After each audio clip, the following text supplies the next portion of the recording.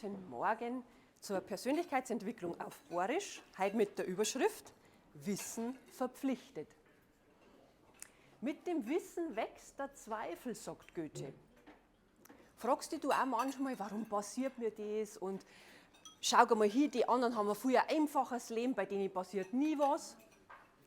Erstens kann ich dich trösten, das sieht man bloß nicht, was bei denen passiert. Und das Zweite ist, das, was bei denen passiert, möchtest du gar nicht kennenlernen.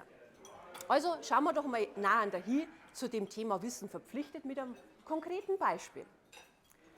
Angenommen, du stellst fest, du vertragst irgendein Lebensmittel nicht so ganz, zu 100%. Es muss ja nicht gleich um Gottes Willen eine Laktoseintoleranz sein. Es klang da, dass du vielleicht diese vielen Ballaststoffe von den Haselnüssen nicht ganz so optimal vom Körper aufgespült kriegst und dass die deswegen öfters blatt. Du isst aber sehr, sehr gerne für dein Lebtag Nutella, das ja zu gefühlt 99% aus Haselnüssen besteht.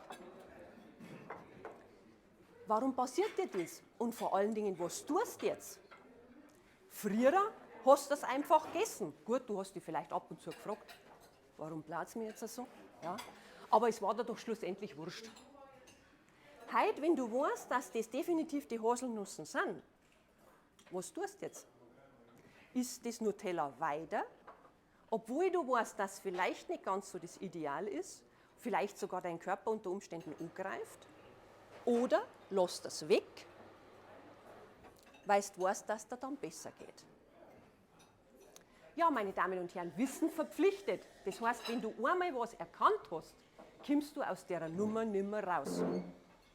Das heißt, immer wenn du nach dem Alten wieder deines neuen Wissens handelst, hast du nämlich danach ein total schlechtes Gewissen. Und das ist bei allem so. Wenn du zum Beispiel bei einer Partnerschaft siehst, das läuft nicht mehr ganz so optimal, dann wirst du immer wieder Sachen feststellen, was dich genau in dem bestätigt, weil du weißt das ja eh schon. Und das ändert sich auch nicht, bis du nicht ins Handeln kommst. Und das ist übrigens auch beim Geschäftlichen so. Mal angenommen, du lernst eine neue Strategie von Abläufen kennen. Und dadurch erkennst du, dass du, so wie du das bisher gemacht hast, dass das nicht mehr zeitgemäß ist, dass das nicht mehr so den aktuellen Anforderungen entspricht. Jetzt immer, wenn du nach dem alten System was machst, fühlst du dich schlecht, weil du gegen dein Wissen handelst, du ignorierst das. Und nur weil das du ignorierst, wird es ja nicht besser. Ganz im Gegenteil, das wird ja immer vehementer. Und was wird dann gleichzeitig klar? Verschenkte Energie, verschenkte Nerven und vor allem verschenkte Lebenszeit. Deswegen meine Empfehlung an dich, das, was du da eh schon ganz tief drinnen weißt, tu es, und zwar jetzt. Besser wird's nicht mehr.